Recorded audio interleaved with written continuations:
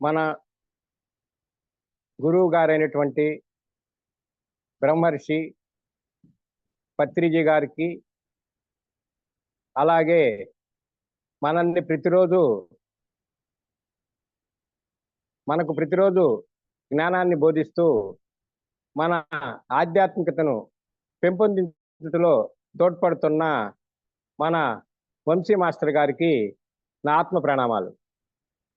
అలాగే ఈ Jogulamba group maintain చేస్తున్న రమాదేవి మేడం, వరప్రసాదు, అనూష మేడం గారికి, మరియు ఈ జూమ్ క్లాస్లో ఉన్న మిత్రులకు నా ఆత్మ ప్రణామాలు.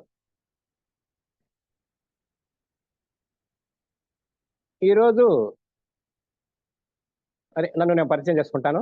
నా పేరు సత్యనారాయణ, మాది నెల్లూరు. ఈరోజు మనం చెప్పుకునే క్లాస్ ఏంటంటే, ఇంతకుముందు మన వంశీ మాస్టర్ గారు ప్రతిరోజు చెప్పే క్లాసులు, వాటన్నిటిలోంచి కూడా ఒక్కొక్క క్లాసులోంచి దాన్ని మనం ఏం తెలుసుకోవాలని అదంతా నేను నోట్స్ ప్రిపేర్ చేశాను. దాని గురించి మనం చర్చించుకుందాం. ఈరోజు అందరూ శ్రద్ధగా వినండి. అవకాశం ఉన్నోళ్ళు జూమ్ ఆన్ చేసుకొని వినండి అని కోరుతున్నాను.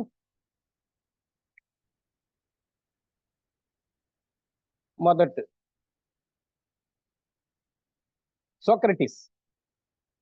సోక్రటీస్ గురించి మనం చాలా సార్లు ఇంతకుముందు మన వంశీ మాస్టర్ గారు చెప్పింది వినున్నాము.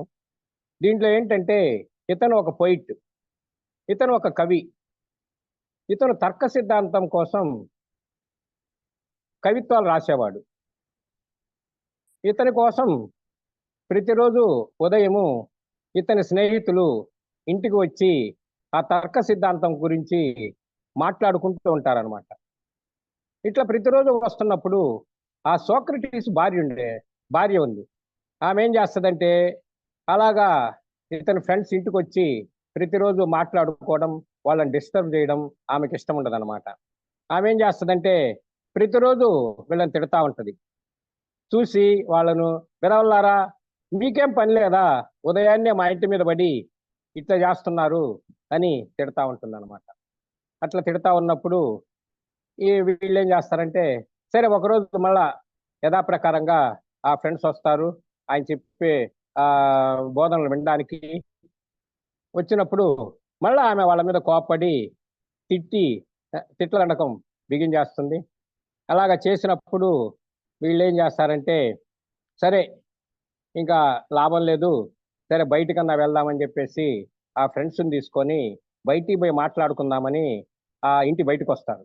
ఈలోపు ఈమెం చేస్తుందంటే, భార్య, వీళ్ళు ఎన్నిసార్లు చెప్పినా కూడా మా ఇంటికి వచ్చి డిస్టర్బ్ చేస్తున్నారనే ఉద్దేశంతో ఆమె ఒక బకెట్లో పేడ వేసి ఆ నీళ్లు పోసి ఆ పేడ నీళ్లు తయారు చేసి ఆ మిద్ది మీదకి ఎక్కేసి వీళ్ళు కరెక్ట్గా బయటికి రావడంతో వీళ్ళ మీద పోసేస్తుంది. వీళ్ళంతా ఆ పేడ నీళ్ళతోటి అంతా తడిసిపోతారు. పాపం తడిసిపోతే వాళ్ళ ఫ్రెండ్స్ అంటారనమాట, ఏంటయ్యా సోక్రటీస్, ఏంది నీ భార్య పని చేసింది, ఏంది నువ్వేం మాట్లాడవంటే ఆయన ఏం మాట్లాడతాడంటే, మెరుపు మెరిసింది.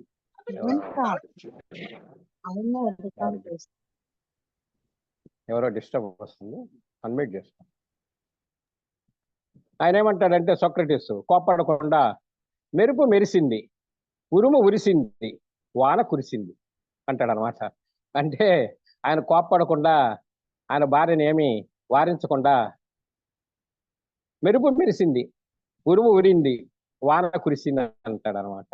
అంటే ఇతని భార్య ఏంటంటే శత్రు గర్భం నుంచి వచ్చింది. ఇతనికి అర్థమైందనమాట. అతను ముందే అర్థం చేసుకున్నాడు. అంటే నా భార్య శత్రు గర్భం నుంచి వచ్చింది కాబట్టి నా మీద పగ తీర్చుకోవడానికి ఈ శత్రు గర్భం మీద వచ్చింది కాబట్టి ఆమె ఎన్నిసార్లు చెప్పినా కూడా ఆ ఫ్రెండ్స్ను కానీ ఇంటికి రానియకుండా ఈయన్ను ఇబ్బంది పెడుతుంది అనమాట. అలాగా కొంతమంది శత్రు గర్భం నుంచి వస్తారు, కొంతమంది మిత్ర గర్భం. శత్రు గర్భం నుంచి వచ్చిన వాళ్ళు కొన్నిసార్లు మన ఇంటిలోనే జన్మిస్తారు. కొడుకుగా కానీ, కూతురుగా కానీ, అన్నదమ్ములుగా కానీ, అక్క చెల్లెలుగా కానీ అలాగా పుడతా ఉంటారు అనమాట. అలా పుట్టినప్పుడు వాళ్ళని మనం మార్చలేము. వాళ్ళు ఏంటంటే శత్రు గర్భం నుంచి వచ్చారు కాబట్టి వాళ్ళను మార్చలేము. మనమే సర్దుకొని పోతూ ఉండాలన్నమాట. అందుకోసం ఏంటంటే ఈ సోక్రటిస్ స్టోరీలో మనం తెలుసుకోవాల్సింది ఏంటంటే శత్రు గర్భం నుంచి వచ్చిన వాళ్ళను మనం మార్చలేం కాబట్టి మనమే సర్దుకొని పోవాలి అని తెలుసుకున్నాను అనమాట. అలాగా అట్లా శత్రు గర్భం నుంచి వచ్చిన వాళ్ళను మనం మార్చలేము కాబట్టి వాళ్లకు టైం వేస్ట్ చేసి మనము వాళ్ళని మార్చడానికి ప్రయత్నం చేయడం వృధా అనమాట. వాళ్ళు శత్రు గర్భం నుంచి వచ్చినారు కాబట్టి వాళ్ళని అలా వదిలేయడమే, మనమే సర్దుకోకపోవడం మంచిదనమాట అని మనం తెలుసుకున్నాం అనమాట. అలాగే తర్వాత సోక్రటీస్ స్టోరీలోనే ఒకసారి ఏం జరుగుద్దంటే అక్కడ రాజుకు వ్యతిరేకంగా ఈయన ఏదో రాశాడనే ఉద్దేశం మీద అతనికి ఏం చేస్తాడంటే అక్కడుండే రాజు ఇతనికి మరణశిక్ష విధిస్తాడనమాట. మరణశిక్ష ఏంటంటే విషయం, తెల్లవారితే మరణశిక్ష, విషయం తాపిచ్చి అతన్ని చంపాలన్నమాట. కానీ శిక్ష విధిస్తారు. అప్పుడు శిక్ష విధించినప్పుడు అక్కడ ఏం చేస్తారంటే తెల్లవారుజామున ఉదయము ఇతనికి మరణశిక్ష అమలు చేయాలన్నమాట, విషయం తాపిచ్చి. కానీ వీళ్ళు అక్కడ ఉండే సైనికులు ఇతని దగ్గరికి వచ్చి అడుగుతారనమాట, సోక్రటీస్ నీ చివరి కోరిక ఏంటో చెప్పండి, మేము తీరుస్తాము, ఏంటో చెప్పండి అంటే అప్పుడు సోక్రటీస్ అంటాడు, ఆ కిటికీలో గుండా బయట చూసినప్పుడు ఒక అబ్బాయి ఆ ఫిడేలు వాయించుకుంటా ఉంటాడు అనమాట. అప్పుడు వీళ్ళతో అంటాడు, నాకు ఆ ఫిడేలు వాయించుకుంటే అబ్బాయిని తీసుకురండి, ఆ అబ్బాయి దగ్గర నేను కూడా నేర్చుకుంటాను ఆ ఫిడేలు ఎలా వాయించడం అంటారు. వీళ్ళంతా ఆశ్చర్యపోతారు. ఎవరైనా చివరి కోరికంటే మంచి భోజనం తెప్పించండి, లేదంటే నాకు ఫలాన్ని కావాలని చెప్పి అడుగుతారు. కానీ ఈయనేంటి, రేపు చనిపోయేవాడు ఈరోజు రాత్రికి ఆ ఫిడేల్ నేర్చుకోవడం ఏంటి అనుకుంటారు. అంటే దీన్ని బట్టి మనకేమర్థమవుతుందంటే జీవితాంతం బతికున్నంత వరకు ఏదో నేర్చుకుంటూ ఉండాలి. అలాగా మనం కూడా చనిపోయేంత వరకు ఏదో ఒకటి నేర్చుకోవడానికి వచ్చాము అని తెలుసుకోవాలన్నమాట. అది తర్వాత ఇంకొకటి రెండోది బుద్ధ భగవానుడు. ఈ బుద్ధ భగవానుడు స్టోరీ కూడా మనకు ఇంతకుముందు తెలిసిందే. మన వంశీ మాస్టర్ గారు ఎన్ని చెప్పినే నేను చెప్తున్నాను, ఒక్కో దాంట్లో ఒక పాయింట్ తీసుకొని. ఇక్కడ బుద్ధ భగవానుడు ఏం చెప్పాడంటే కష్టాలకు మూలం కోరికలే కష్టాలకు మూలం అని చెప్పాడు. అలాగా ఇదేంటంటే తర్వాత ఒకసారి బుద్ధ భగవానుడు కూర్చొని ఉంటే ఒక బాటసారి అతని దగ్గరికి వస్తాడు. ఆ బుద్ధ భగవానుడు చూసి అతన్ని నమస్కరించి అతని మీద ఉమ్మేస్తాడు. సడన్ గా ఉమ్మేసే వరకు అక్కడేం చేస్తాడంటే ఆ బుద్ధ భగవానుడి దగ్గర ఆనందుడు ఉంటాడు. ఆనందుడు కర్ర తీసుకొని ఈ కొట్టడానికి వచ్చే వరకు అప్పుడు బుద్ధ భగవానుడు వారిస్తాడు అనమాట. అతన్ని కొట్టద్దు, వద్దని చెప్తాడు అనమాట. కొట్టద్దని చెప్పేసి వారిస్తాడు. తర్వాత ఆ అగుసిన బాటసారి ఇంటికి వెళ్ళిపోతాడు. ఇంటికి వెళ్ళిపోయినాక ఇతను రాత్రంతా నిద్రపట్టదు ఆ బాటసారికి. ఏంటా నేను అందరూ పూజించే బుద్ధ భగవానుడి మీద నేను ఊశాను, ఎందుకు అలా చేశాను, ఉమ్మి వేశాను, నేను ఎంత తప్పు చేశాను అని చెప్పి రాత్రంతా నిద్ర పట్టదు అనమాట. అలాగా 2 రోజులు నిద్ర పట్టదు. సరే 3వ రోజు ఆ బుద్ధ భగవానుడి దగ్గరికి ఇతను వెళ్తాడు. వెళ్ళినప్పుడు భగవానుడు రాయ్యా కూర్చో అంటాడు. అన్నప్పుడు స్టన్ అయిపోతాడు.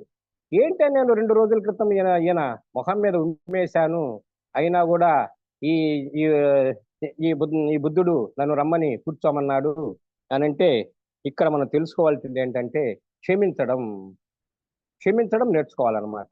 అంత తప్పు చేసినా కూడా ఇతను క్షమించాడు. అలాగే ఏంటంటే బుద్ధుడు అతన్ని క్షమించాడు, కానీ ఉమ్మి వేసిన అతను అది మనసులో పెట్టుకుంటే నిద్ర పట్టలేదు.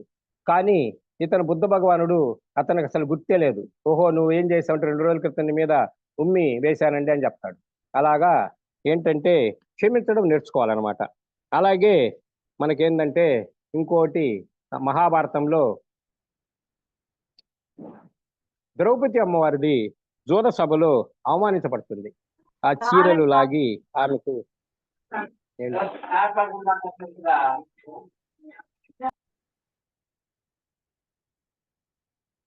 అవమానించబడుతుంది అనమాట. అవమానించబడితే ఆమె ద్రౌపది అమ్మవారు చాలా బాధపడుతుంటుంది. అసలు తట్టుకోలేదనమాట. నా జీవితంలో ఇంత అవమానం జరిగింది, ఇంకా నేను బతకడం వేస్తూ నేను చనిపోతే బాగుంటుందని చాలా బాధపడుతుంది అనమాట. బాధపడ్డప్పుడు అప్పుడు శ్రీకృష్ణుడు వస్తాడు. వచ్చి, అమ్మ నువ్వు దుర్యోధనుణ్ణి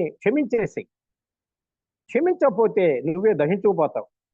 అతను తప్పు చేసింది అతను, నువ్వు క్షమించు. క్షమించినప్పుడు నీ మనసు కుదుటపడుతుంది, నువ్వు సంతోషంగా ఉండగలవు. అందుకోసం ఆ దుర్యోధనుని క్షమించు, లేకపోతే చాలా బాధలు అనుభవించాల్సి వస్తుందమ్మా చాలా కాలము అని వారిస్తాడు అనమాట. అంటే మనము క్షమాగుణం నేర్చుకోవాలన్నమాట. దీన్ని బట్టి ఎవరైనా మనల్ని ఏమన్నా కూడా క్షమించడం నేర్చుకున్నప్పుడు మనము ఆనందంగా ఉంటాం అన్నమాట.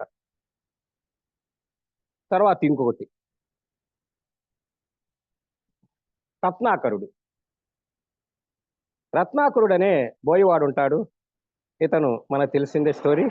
ఇతను ఏం చేస్తాడంటే దొంగతనాలు చేస్తూ అడవిలో ఎవరన్నా బాటసారులు వచ్చినప్పుడు దొంగతనాలు చేస్తూ వాటి దగ్గర డబ్బు నగలు దోచుకుంటూ వాళ్ళ ప్రాణాలకు కూడా ముప్పు తెస్తా ఉంటాడు. అలాగా చాలా సంవత్సరాలు బతుకుతా ఉంటాడు. అలాగా అప్పుడు ఒకసారి ఏం జరుగుద్దంటే ఆ నారద మునీంద్రులు అక్కడికి వస్తారనమాట. అటు పోతా ఉంటాడు. పోతా ఉండేవరికి అప్పుడు రత్నాకరుడు ఏం చేస్తాడంటే పట్టుకుంటాడు నారదుడిని, గట్టిగా పట్టుకొని ఆ వెతకడం ప్రారంభిస్తాడు. అయ్యా నా దగ్గరే ఉంది, నేను సన్యాసిని అని అంటాడు. నన్ను అయితే నువ్వు చంపుతానంటాడు. సరే చంపుదు కానీ నేను ఒక క్వశ్చన్ వేస్తా, ఆ క్వశ్చన్కి మీ ఇంటికి పోయి నువ్వు ఆన్సర్ కనుక్కొని వచ్చి సమాధానం కనుక్కొని నాకు చెప్పు, తర్వాత వచ్చి అలాగే నన్ను చెయ్యి అని చెప్తాడు. ఏమంటాడంటే, ఇప్పుడు నన్ను చంపాలనుకుంటున్నావు, చంపినప్పుడు నీకు దానివల్ల పాపం వస్తుంది. ఆ పాపం వల్ల ఆ పాపంతో సంపాదించిన డబ్బుతోటి నీ భార్య బిడ్డలను పోషిస్తున్నావు. ఆ పాపంలో వాళ్ళు కూడా భాగం పంచుకుంటారేమో కనుక్కొనరా ఇంటికి పోయి. నువ్వు నీ భార్యను అడుగు, నేను ఇంతకుముందంతా దొంగతనాలు చేసి చాలా మందిని చంపి వాళ్ళని దోచుకొని డబ్బులు తీసుకొని వచ్చాను, బంగారం తీసుకొని వచ్చాను, ధనాన్ని దోచుకున్నాను, అవి తీసుకొని వచ్చి మిమ్మల్ని పోషించాను, ఆ పాపంలో మీరు కూడా పాలు పంచుకుంటారా అని అడుగురా అని చెప్తాడు నారదుడు వారు. అప్పుడు ఇంటికి పోయేసి ఈ రత్నాకరుడు భార్యను అడుగుతాడు. భార్యను అడిగితే ఆమె ఏం చెప్తుందంటే, భలేవాడివే, అదేంటి అది నాకే సంబంధం, నువ్వు చేసిన పాపంతో నాకే సంబంధం, నువ్వు డబ్బులు తెచ్చావు కాబట్టి నేను అన్నం వండి పెట్టాను, నీకు అన్ని సపరీలు చేశాను, అన్ని పిల్లలు పెంచాను, కానీ ఆ పాపంతో నాకే సంబంధం, నువ్వే అనుభవించానని చెప్తుంది. అప్పుడు వెనక్కి కళ్ళు తిరుగుతాయి రత్నాకరుడికి. అప్పుడు జ్ఞానోదయం అయ్యి ఆయన వాల్మీకిగా మనకు తెలిసిన విషయమే, వాల్మీకి అయ్యి రామాయణాన్ని కూడా రచించిండు. అలాగా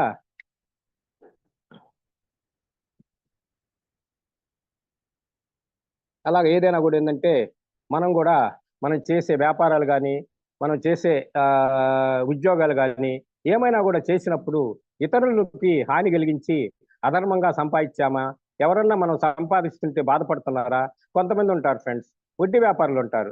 వాళ్ళు 3 రూపాయల వడ్డీకి 4 రూపాయల వడ్డీకి అలాగా వడ్డీకి ఇచ్చి కొంతమంది డబ్బులు సంపాదిస్తారు. అలాగా సంపాదించినప్పుడు కొంతమంది కట్టలేని పరిస్థితిలో ఉంటారు. కొంతమంది ఇబ్బంది పడి వాళ్ళని పీడించి ఆ డబ్బు వసూలు చేసి కట్టించుకునే పరిస్థితులు కొన్ని ఉంటాయి. అలాగా అధర్మ మార్గాల్లో సంపాదించిన డబ్బుతోటి ఫ్యామిలీని పోషిస్తూ ఉంటారనమాట. అలాగా దీన్ని బట్టి ఏంటంటే మనం చేసే వ్యాపారాలు కానీ మనం చేసే ఉద్యోగాలు కానీ ధర్మంగా ఉండాలని, అధర్మంగా చేయకూడదని, అది చేసినప్పుడు మన ఒక్కళ్ళమే దానికి పనిష్మెంట్ అవుతుంది, కానీ భార్య పిల్లలు పంచుకోరని మనం దీని గురించి ఈ స్టోరీ గురించి మనం తెలుసుకున్నాం. తర్వాత మూడోది, మనం ఏదన్నా సహాయం చేశామంటే ఫలితం ఆశించకుండా సహాయం చేయాలి. నిష్కామ కర్మ. కామము అంటే కోరిక, కర్మ అంటే పని.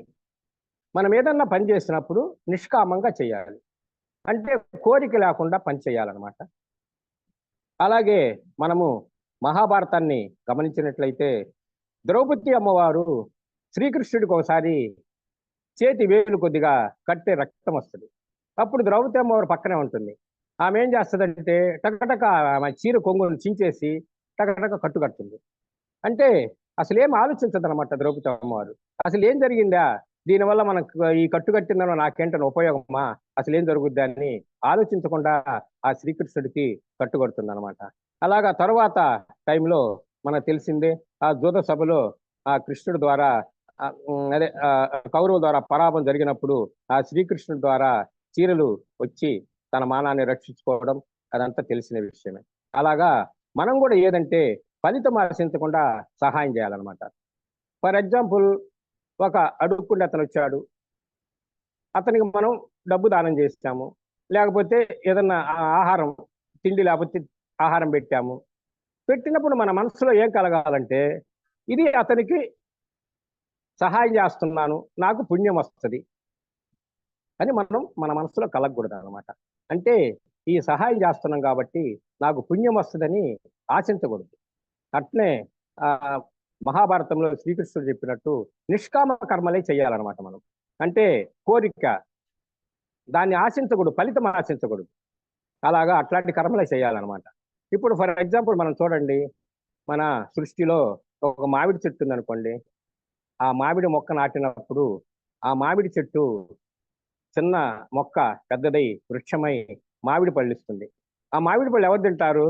అంతా ప్రజలంతా ఆ చెట్టుకు సంబంధం లేని వాళ్ళే తింటారు. ఎందుకు ఇస్తుంది అలాగా? అంటే దానికి ఏ ఉపయోగం? మామిడి పళ్ళు ఇచ్చిందని వాళ్ళ ప్రజలకి ఉపయోగం ఏం లేదు, కానీ దాని ధర్మం.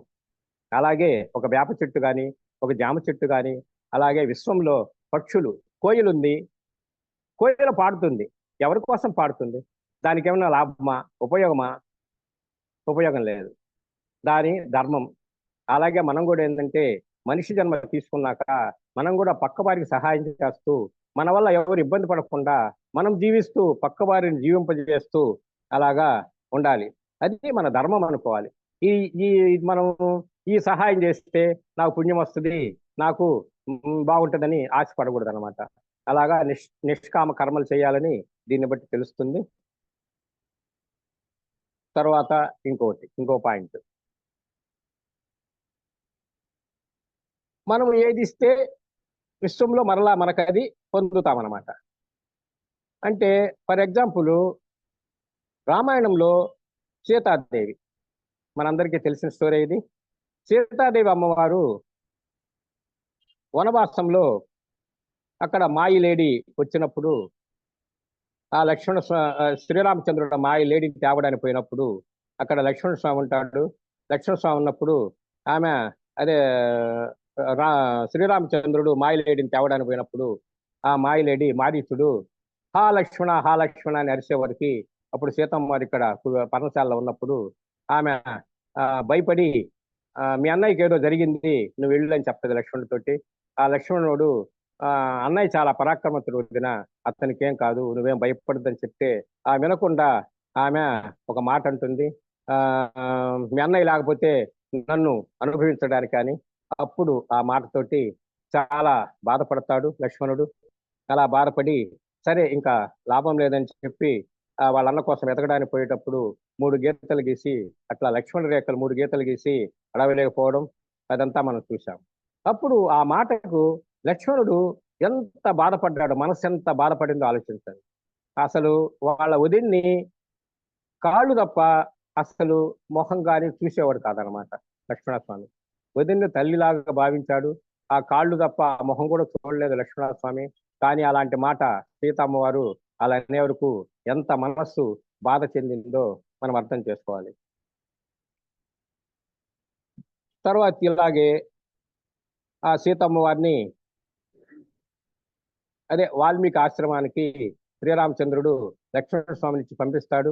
ఆమె ప్రెగ్నెంట్ గా ఉన్నప్పుడు అక్కడ డెలివరీ కావాలని చెప్పి ఎందుకు పంపిస్తాడంటే, అక్కడ ఒక రజకుడు వాళ్ళ రాజ్యంలో ఆ శ్రీరామచంద్రుణ్ణి ఆ రాముళ్లాగా నేను అతని భార్యను ఏలుకోగలనా, ఇన్ని సంవత్సరాలు లంకలో ఉంటే సీతాదేవిని ఏలుకోవడానికి నేను పిచ్చి రాముడిని కాదు అంటాడనమాట ఒక రజకుడు. ఆ రజకుడు మాట వినేసి ఆ శ్రీరామచంద్రుడు ఇలాగా ఆమెని సీతమ్మ వారిని అడవులు పంపిస్తాడు. అక్కడికి వాల్మీకి ఆశ్రమానికి వెళ్తుంది డెలివరీ కావడానికి. అక్కడికి పోయినప్పుడు అప్పుడు ఏం చేస్తారంటే ఈమె బాధతో ఉంటుంది అనమాట. సీతమ్మ వారు చాలా బాధతో ఉంటుంది, మనసు చాలా బాధపడుతూ ఉంటుంది. అప్పుడు వాల్మీకి మహర్షి అడుగుతాడు, అమ్మా ఏం ఆలోచిస్తున్నావు అమ్మా, ఎందుకు, ఏం జరిగింది అసలు ఏంటని ఆలోచిస్తూ ఉంటారు అనమాట. ఆలోచిస్తుంటే అప్పుడు చెప్తాడు అనమాట, అదే తెలుసుకుంటది అనమాట. ఆమె ధ్యానంలో పోయినప్పుడు ఆమెకు అర్థమైపోద్ది. ఓహో! ఈ రజకుడు ఈ మాట అన్నాడంటే, నేను గతంలో ఆ లక్ష్మణ స్వామిని నేను నిందించాను కాబట్టి, ఈ ఈ రోజు నాకు ఆ రజకుడి ద్వారా ఆ మాటలు బయటకొచ్చి, నాకు ఈ అడవుల పాలయ్యే పరిస్థితి వచ్చిందని చెప్పి తెలుసుకుంటదనమాట. అలాగా మనం ఏదిస్తే అది వస్తుందనమాట.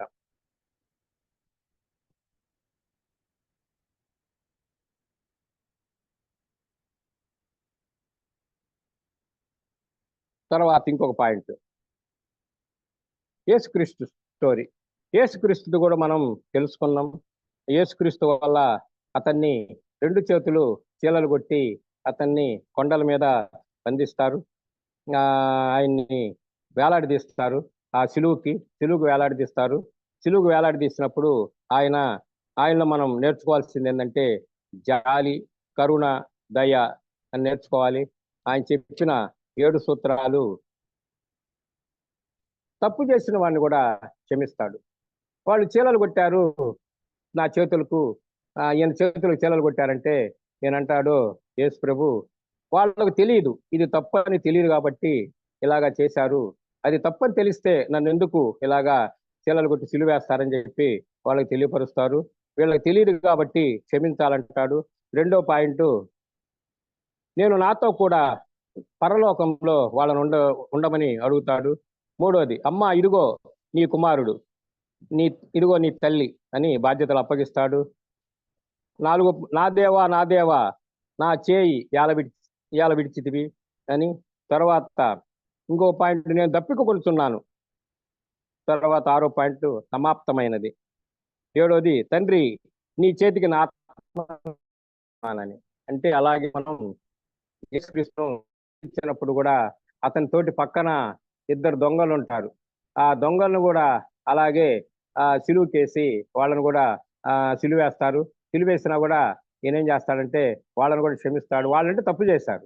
ఈయన తప్పు చేయకపోయినా కూడా ఈయన చేతులకి చీలలు కొట్టి, కాళ్లకు 2 చీలలు కొట్టి సిలువేశారు.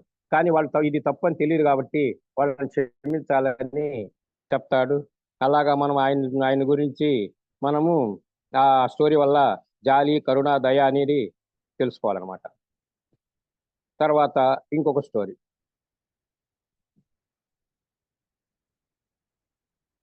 మనకు అదే విశ్వానికి విరుద్ధంగా ప్రవర్తిస్తే ఎలా ఉంటుంది. దీంట్లో ఏకలవ్యుడు స్టోరీ కూడా మనకందరికీ తెలిసిందే.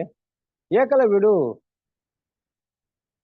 అతను తక్కువ జాతి వాడని అతనికి ఎవరు విద్య నేర్పించరు. ఆయన విద్య నేర్పించకపోయినా కూడా అతను విద్య నేర్చుకుంటా ఉంటాడు. నేర్చుకుంటా ఉన్నప్పుడు ఒకసారి ఈ పాండవులు కౌరవులకి ద్రోణాచార్యుడు విద్య నేర్పిస్తూ ఉంటాడు. అది చూసి ఈయన కూడా వస్తాడు నాకు విద్య నేర్పించమని. కానీ ఇతను ద్రోణాచార్యుడు నేను క్షత్రియులకే కానీ వేరే కులం వాళ్ళకి విద్య నేర్పించనని తిరస్కరిస్తాడు. అప్పుడు తిరస్కరించినప్పుడు ఈయన బొమ్మను ఒక అడవిలో పోయి ఈయన బొమ్మను తయారు చేసుకొని ద్రోణాచార్యుడు బొమ్మను ఆయన ఏకలవ్యుడు విలువిద్య నేర్చుకుంటాడు అనమాట.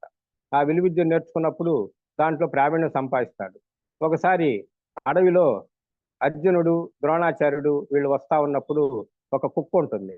ఆ కుక్క గౌ గౌ గౌ అని పెద్దగా అరుస్తూ ఉంటుంది అనమాట. అరుస్తూ ఉండే వరకు ఎక్కడి నుంచో వచ్చి బాణాలు ఆ కుక్క నోటి తగులుతాయి. ఎన్ని బాణాలు, దాదాపు 100 బాణాలు వేస్తాడు. ఎక్కడి నుంచి వచ్చాయని చూస్తాడు. తర్వాత కొద్దిసేపటికి ఆ ఏకలవ్యుడు వస్తాడనమాట. ఏకలవ్యుడు వచ్చినాక ఆ కుక్క నోటికి ఏకలవ్యుడు బాణాలు వేస్తాడు అనమాట. చూడండి ఫ్రెండ్స్, మూగజీవి అసలు అదేం తప్పు చేసింది? అరవడం తప్ప? అరవడం దాని పని. అరిచిన దానికి ఇతనికి విద్యలో నేర్పరని చెప్పి శబ్దభేద విద్య వస్తుంది అనమాట ఇతనికి, ఏకలవ్యుడికి. అలాగా శబ్దం ఎటుపక్క నుంచి వస్తుందో చూసి ఆ మూతికి తగిలేటట్టు దాదాపు ఆ బాణాలతోటి ఆ మూతిని బంధించేస్తాడు అనమాట. అప్పుడు ఈ దృశ్యం ఏం చేస్తారంటే అక్కడుండే ద్రోణాచార్యుడు, అర్జునుడు చూస్తారనమాట. ద్రోణాచార్యుడికి అర్థమైపోద్ది, ఓహో ఇతను నేర్చుకున్న విద్య కూడా ఇతను మంచికి ఉపయోగించడు, ఇతని విద్యని చెడుదానికి ఉపయోగిస్తాడు కాబట్టి దగ్గర నుంచి బొటనవేలు తీసుకున్నాడు అనమాట. అంటే ఆ బొటన వేలు గురుదక్షిణగా ద్రోణాచార్య తీసుకున్నాడు అనమాట. అలాగా విశ్వానికి విరుద్ధంగా ప్రవర్తించిన దాని వల్ల ఆ గురుదక్షిణ రూపంలో ఏకలవ్యుడు తన బొటన వేలిని ఇవ్వాల్సి వచ్చింది. అలాగా ఎవరైనా కూడా వాళ్ళ శక్తి సామర్థ్యాలు మంచిగా ఉపయోగించాలి కానీ చెడు దారిలో ఉపయోగించిన దానివల్ల అది మంచిది కాదని మనం దీన్ని బట్టి తెలుసుకుంటాం. తర్వాత అంపశయ్య, ఇది కూడా మనం అందరికీ తెలిసిందే. ఇంతకుముందు మన వంశీ మాస్టర్ గారు చాలా క్లాసుల్లో చెప్పి ఉన్నారు. భీష్మ మహా భీష్మ మహానుభావుడు భీష్ముడు ఇతను చాలా పరాక్రమవంతుడు. అసలు ఎంత పరాక్రమవంతుడు అంటే ఇతన్ని ఎదిరించే వాళ్ళు ఎవరు లేరు. కురు సామ్రాజ్యంలో మహావీరుడు, ఇతన్ని ఎదిరించే ఎవరు లేరు ఇతన్ని ఎదిరించేవాళ్ళు. ఇతను చివరికి ఆ కురుక్షేత్ర సంగ్రామంలో ఇతను అంపశయ్య ఎక్కాల్సి వచ్చింది. అంపశయ్య అంటే అర్జునుడు లాస్ట్ లో ఒక 10,000 బాణాలేసి ఆ శరీరాన్ని అది ఆ శరీరంలో బాణాలన్నీ 10,000 బాణాలు గుచ్చుకుంటాయి. ఆ బాణాలతోటి కింద ఆయన పండుకోబెడతారు. ఆ బాణాల మీద పండుకోబెట్టినప్పుడు ఒక్కొక్క డ్రాప్ కింద కారుతా ఉంటుంది రక్తం. అలాగా చివరికి అంపశయ్య వచ్చి ఇన్ని బాణాలు శరీరంలో గుచ్చుకొని ఆ రక్తం కారుతూ అంత బాధపడాల్సి వచ్చింది. ఈయన చేసిన తప్పేంటి? ఇతను ఏ తప్పు చేయలే. కానీ ఇక్కడ ఎట్లా జరిగింది అది ఆ శిక్ష? కానీ దుర్మార్గులకు సపోర్ట్ చేశాడు, అధర్మాన్ని ఖండించలేదు. ఇప్పుడు మనం కూడా ఒక మామూలుగా జనరల్ గా మనం కూడా నిజ జీవితంలో చూస్తుంటాం. ఎవరైనా దొంగలు ఉన్నారనుకోండి, దొంగతనం చేస్తారనుకోండి ఒక 5-6 దొంగతనం చేసి దొంగతనం చేసిన వాళ్ళు అక్కడ ఉన్నప్పుడు వేరే మనిషి ఏదన్నా అక్కడ దగ్గర పోయారనుకోని చూడడానికి పోలీసు వాళ్ళు వచ్చినప్పుడు ఇతను కూడా తీసుకొని పోతాడు. ఏంటంటే నేను దొంగతనం చేయలేదంటే రా స్టేషన్కి, నువ్వు దొంగతనం చేయకపోతే వాళ్ళ పక్కన నువ్వు ఎందుకున్న వాళ్ళని అలాగా. అట్లా ఏదో కూడా ఏం చేశాడంటే భీష్మ పితామహుడు ఇంత సామర్థ్యం ఉండి ఇంత నేర్పరైనా కూడా చివరికి ఆ అధర్మ పరులకి అధర్మ వైపు ఉన్నాడు కాబట్టి ఇతను కూడా అంపశేయకాల్సి వచ్చింది. అట్లా ఇతను తప్పు చేయకపోయినా కూడా అధర్మం వైపు ఉన్నాడు కాబట్టి ఎక్కాల్సి వచ్చింది. అలాగే ఎవరైనా కూడా కుటుంబ పెద్దలు కూడా మన నిజ జీవితంలో కుటుంబాన్ని పోషించే వాళ్ళు కానీ ఎవరైనా కూడా అలాగా అధర్మం వైపు ఉంటే అంపశ ఎక్కడానికి ఆస్కారం ఉంటుంది. మనము ధర్మాన్ని రక్షించాలి, మనం ధర్మంగా ఉండాలి. అధర్ములతోటి మనం స్నేహం చేయకూడదు, సజ్జనులతోటి స్నేహం చేయాలి, దుర్జనులతో స్నేహం చేయకూడదు. అలాగా మనం తప్పు చేయకపోయినా కూడా అధర్మాన్ని మనం కాపాడితే అది దాని శిక్ష ఉంటుందని మనము ఈ భీష్ముడి వల్ల అంపశయ్య స్టోరీ వల్ల మనం తెలుసుకున్నాం.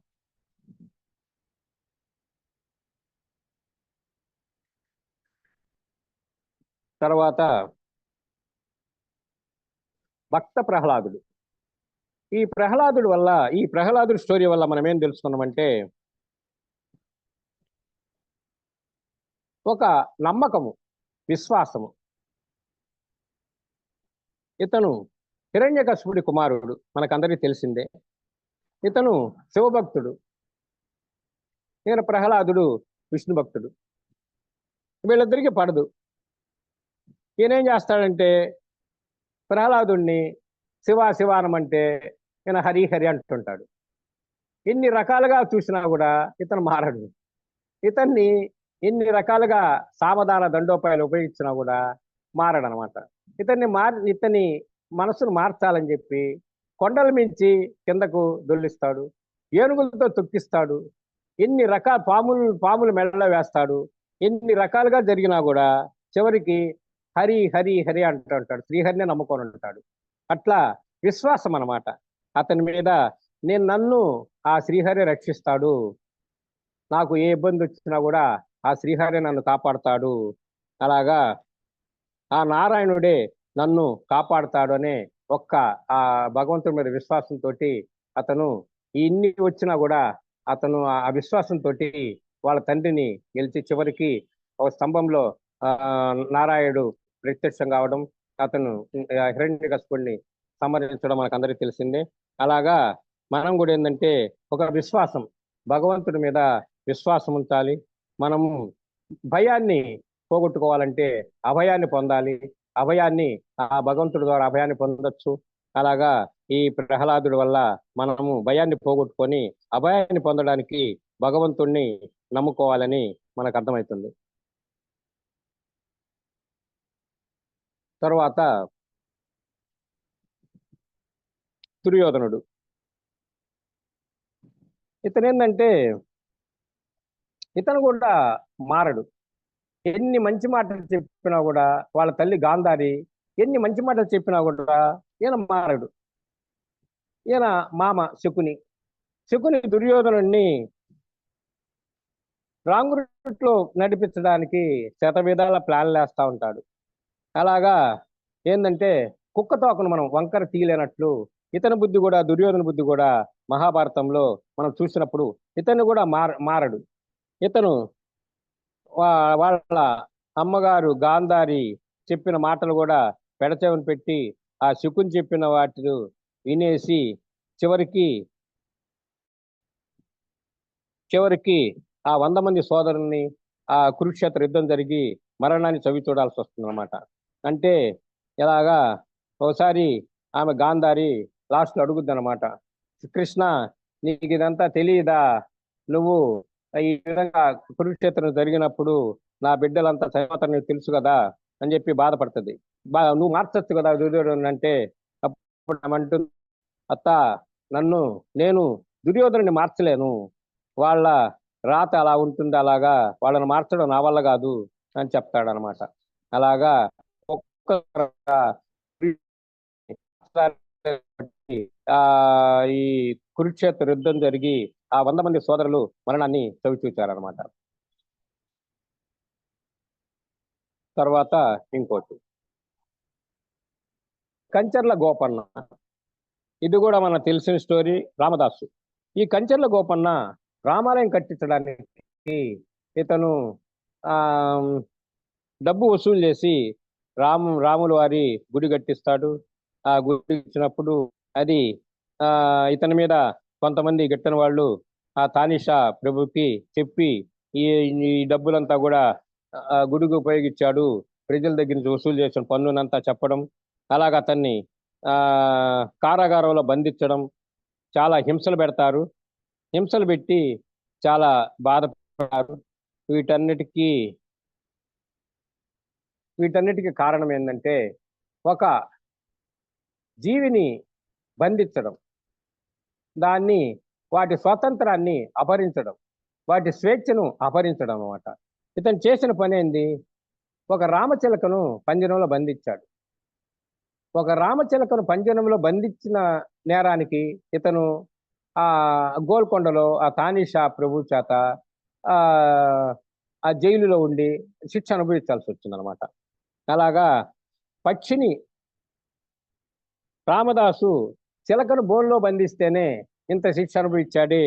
ఇప్పుడు కొంతమంది మాంసాహారులు రుచుల కోసం కోళ్లను, తర్వాత మేకల్ని, చేపల్ని వీటన్నిటిని తిని ఆ రుచులు బాగుండాలని వీటన్నిటిని చంపి తినడం అది తప్పు. అలాగా మాంసాహారం మానుకోవాలి.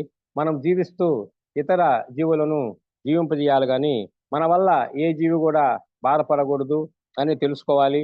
ఇలాగా రామదాసు స్టోరీలో చిలకను పంజరంలో బంధించిన దానికే ఇతను ఇంత శిక్ష అనుభవించాడు. కాబట్టి ఇట్లా మాంసాన్ని భుజిస్తూ కోడి ఉంది, ఆ కోడి తలకాయని కట్ చేసినప్పుడు ఎంత గిలగిలా కొట్టుకుంటుంది, ఎంత బాధపడి చనిపోతుంది. అలాగా చూసినప్పుడు మనం కూడా అలాగా మన వల్ల మనం తినడం కోసం పక్క జీవిని హింసించి దాన్ని చంపి తినకూడదని, మాంసాహారం మానుకోవాలని దీన్ని బట్టి తెలుస్తుంది. అలాగా పక్క జీవిని హింసిస్తే రామదాస్కి ఎలాంటి శిక్ష పడిందో అలాంటి శిక్షలు కూడా అనుభవించాలని చెప్పి మనం దీనివల్ల తెలుసుకున్నాం.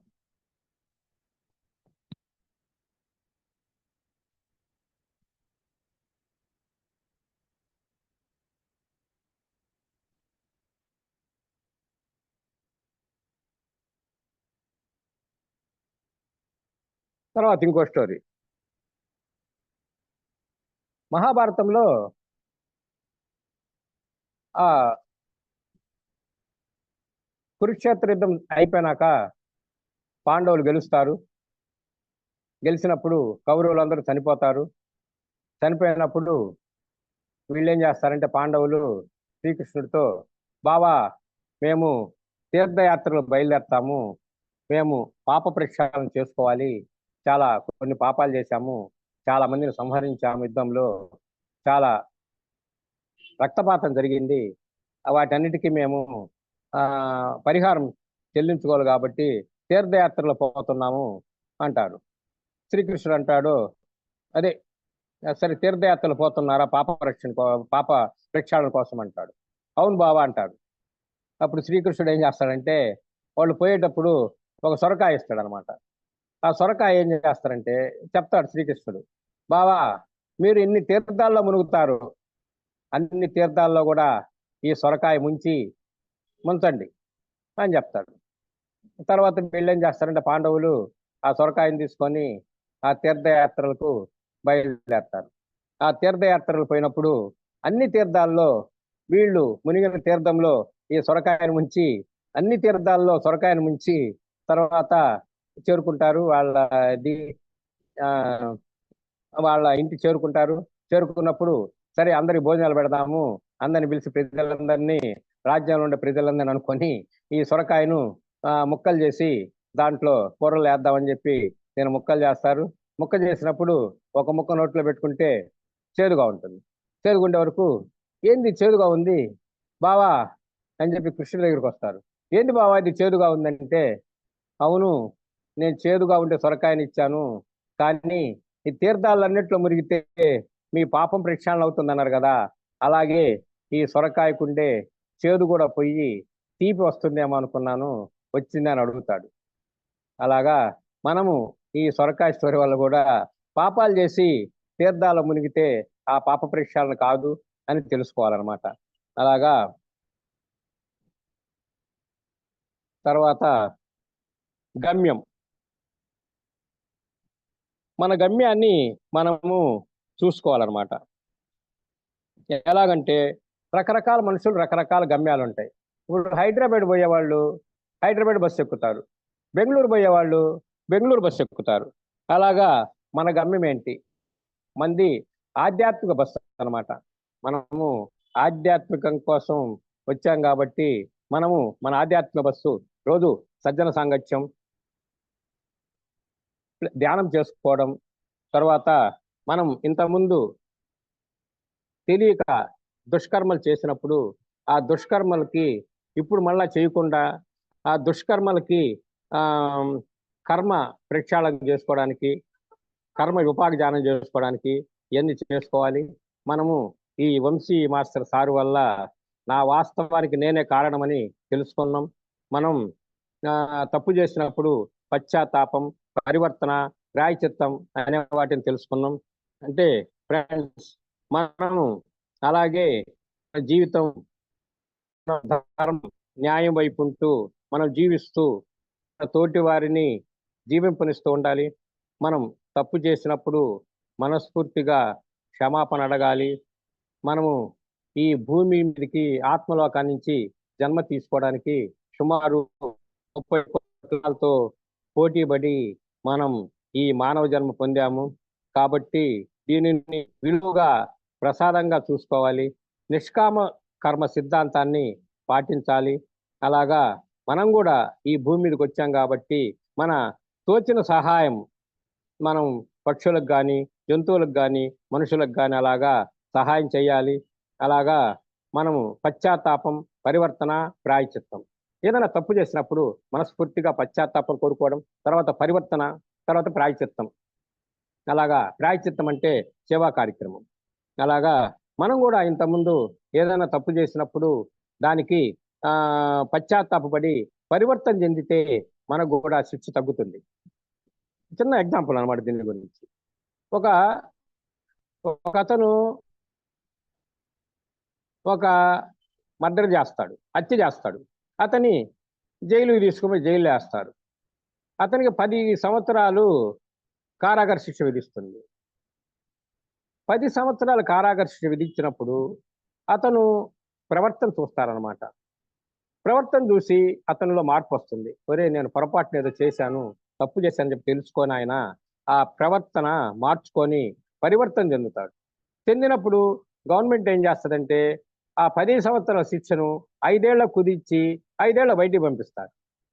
అలాగే మన జీవితంలో గూడా మనం చేసిన తప్పు తెలుసుకొని, పశ్చాత్తాపపడి, పరివర్తన చెంది, ప్రాయశ్చిత్తం చేసుకున్నప్పుడు, మనం ఇంతకుముందు తెలియక చేసిన దుష్కర్మకు శిక్ష గూడా తగ్గించుకోవడానికి వీలుంటుంది. మరలా కొత్త కర్మలు చేయకుండా ఉండొచ్చు. తర్వాత కర్మను పోగొట్టి కర్మ కర్మ విపాక ధ్యానం చేయొచ్చు. అలాగా మనం రామాయణం కానీ, మహాభారతం కానీ ఇవన్నీ కూడా నిజంగా జరిగినాయి. ఇవన్నీ కూడా మనకు జరిగినాయి అనడానికి ఆ రామాయణం స్టోరీలో ఇప్పుడు కూడా సముద్రంలో వారధి మనకు కనిపిస్తుంది. అలాగే మహాభారతంలో మునిగిపోయిన ద్వారకాను కూడా మనం చూడొచ్చు. కావున మనము ఆత్మలోకా నుంచి ఇక్కడికి వచ్చాం కాబట్టి మన గమ్యం ఏంటి, మనం ఏం చేయాలి అని తెలుసుకొని జీవహింస చేయకుండా మన కర్తవ్యాన్ని చూసుకొని మనము సంతోషంగా జీవిస్తూ ఈ సజ్జన సాంగత్యాలు చేసుకొని కర్మ విపాక ధ్యానాలు చేసుకొని రోజు ధ్యానం చేస్తూ